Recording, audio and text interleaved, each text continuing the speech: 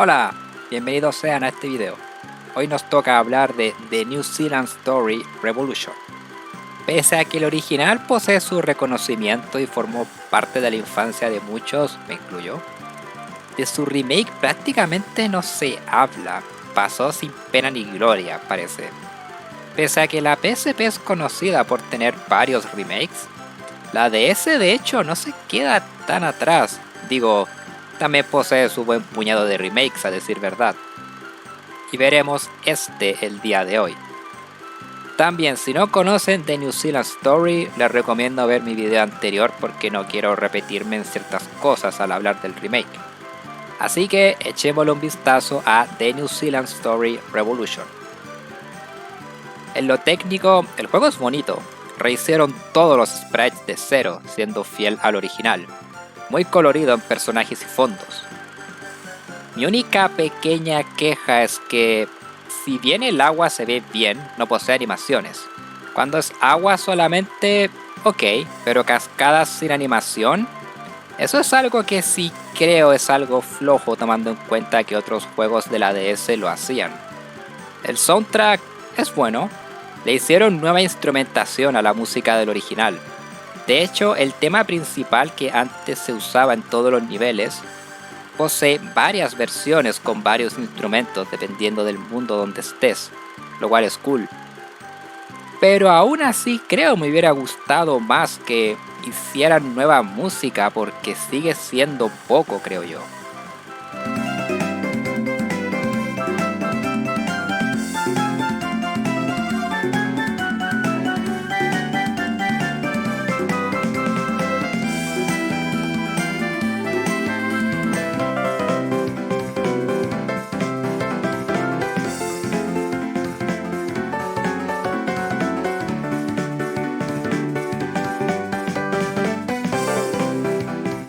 En cuanto a trama, es prácticamente la misma al original.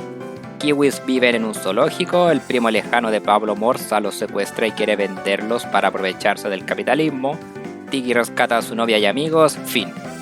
El único cambio es que el kiwi fumador no está, quizás se murió de cáncer del pulmón, quién sabe. Pasemos al gameplay. El juego a nivel básico es igual al original, pero además le agregaron mecánicas nuevas, como un dash con doble tap, un doble salto. También con R puedes ajustar a dónde disparan tus flechas. Con el botón de salto nada más rápido, haciendo las partes acuáticas menos lentas. Otro cambio que se agradece es que hay HP. Tiki no muere de un golpe como antes, menos mal. Luego están los minijuegos que debes completar en ciertos niveles usando la pantalla táctil. Es un juego de DS, tenemos que usarla. Algunos están bien, como que el nivel se vea en ambas pantallas y debes detectar qué se ve en la pantalla táctil y que no aparece en la superior. Otros, como el de la cuerda floja o donde debes abrir puertas, este último es el que menos me agrada. No solo porque interrumpe el ritmo del juego, pero el juego no se pausa. Pueden haber enemigos por ahí que pueden atacarte, y es difícil defenderte cuando una de tus manos está usando la pantalla táctil. Una inclusión mixta creo yo a la fórmula. En cuanto a los niveles, muchos mantienen secciones iguales al original, pero además al ser más largos incluyeron secciones nuevas, que se agradece. Además, estas partes no son tan rompebolas como en el original. La dificultad del juego es más baja, no solo por su level design más amigable en varias partes, pero también lo que mencioné antes, el poder disparar en varias direcciones, tener 3 de HP, y además no exageran con la cantidad de enemigos. Es similar a la cantidad comparada con la versión de NES. También hay power-ups nuevos, flechas de fuego, flechas de hielo, una lanza con escudo y creo un nuevo vehículo que lanza misiles. Si bien hay sistema de vidas, conseguir vidas extras es más fácil aquí, y si las usas todas partes desde el principio del nivel, excepto con jefes. Aquí si las pierdes todas comienzas desde el principio de la pelea con el jefe, gracias. Cierto, el mayor cambio aquí son los jefes, rehicieron sus combates, incluso añadieron jefes nuevos, y todos usan las dos pantallas de la consola. Es de los mayores cambios en el juego, para mejor. Otra cosa a mencionar es que siguen habiendo pasajes secretos para poder saltarte niveles.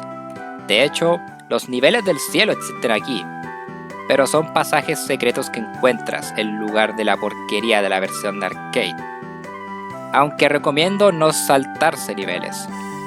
Si los completas todos, desbloqueas el modo experto, donde Tiki es morado por alguna razón, y los jefes son más difíciles, además de haber más enemigos en los niveles, sin pasarse al menos. Sin embargo, incluso con eso, este juego es súper corto. Pese a los niveles más largos, pasarse los niveles una vez son 2 horas de juego, nada más.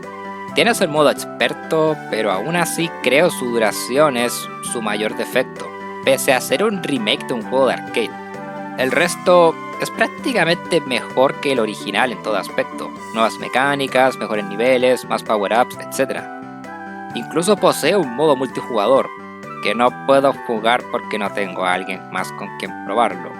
Pero sí, creo esta es la mejor experiencia a la hora de jugar de New Zealand Story. Siguen habiendo problemas por ahí, como el ahora conseguir una llave para salvar a los kiwis, y si te la pasas, devolverte puede ser un fastidio.